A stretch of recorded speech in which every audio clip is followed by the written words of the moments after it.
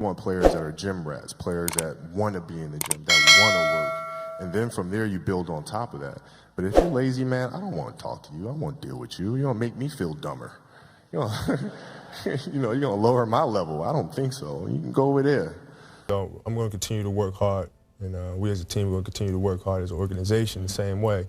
We continue to push and push until we get back to that top. You start with, what do you want your game to be?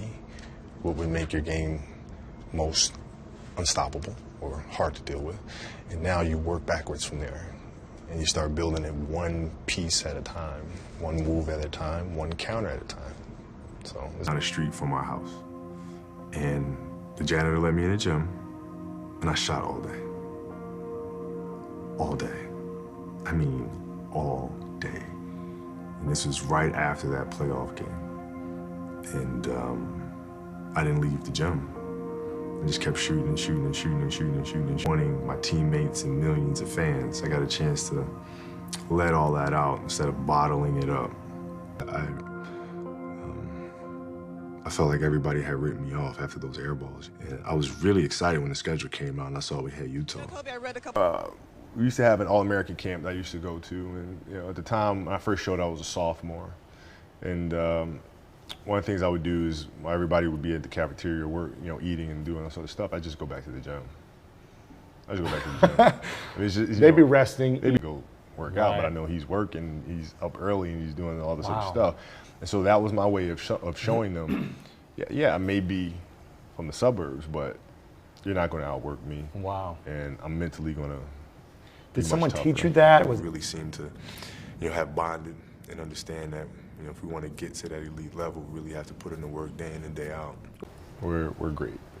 Growing up, they instilled in me the importance of imagination, of curiosity, and understanding that, okay, if you want to accomplish something, I'm not just going to sit here and say, yes, you can do whatever you want. Yes, you can, but you have to also put in the work to get there, right? So they taught me that at a really early age, man. And when you grow up as a kid thinking that the world is your oyster and all things are possible if you put in the work to do it, you grow up having that fundamental belief. Go to the party, and I show up and I have a good time, have fun, and I'll be up at 5 o'clock in the morning, working out and, training the next day. So I tried to, 1,000 makes a day in the summertime. And going through things just as I would during the game. So, I knew exactly where my positions were within the triangle and where the shots would be coming from because I'd put my body through it before. Sometimes you get in the gym and you work out and you work on ball handling, you work on shooting, but none of it's really within a structure of what you will be doing in the game. For me, it wasn't like that. It was literally carbon copy of what I'd be doing. So by the time a season came around, it was all just muscle memory. I understand there's different levels of focus and commitment to a craft. I get that completely. If guys want to go out and have a good time, I get that completely. However, if you're going to do that and you show up to work the next day, you better be ready, right? If you're going to do that, you better come to practice and you better be ready to go. And if you're not, I'm going to let you know. And I think the message was sent pretty clearly. Rest at the end, not in the middle. And that's something I always live by. Yeah, we're going to work hard. That's what training camp's about, preseason's about, is working hard, getting in shape, getting in condition. And not so much about the games, but just, the game is just another way to kind of, get your exercise, get your win, get your rhythm. So we're pushing it in practice all week. Right, and I tell this to my daughter and my daughter's team as well that I coach. It's a simple thing of math. If you want to be a great player, if you play every single day, 2-3 hours, every single day, over the course of a year, how much better are you getting? Most kids will play maybe an hour and a half, 2 days a week. Right.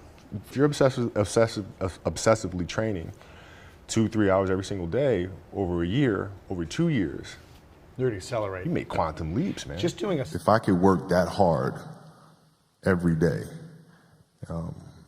with being blessed with the physical tools that I have, what would my career be?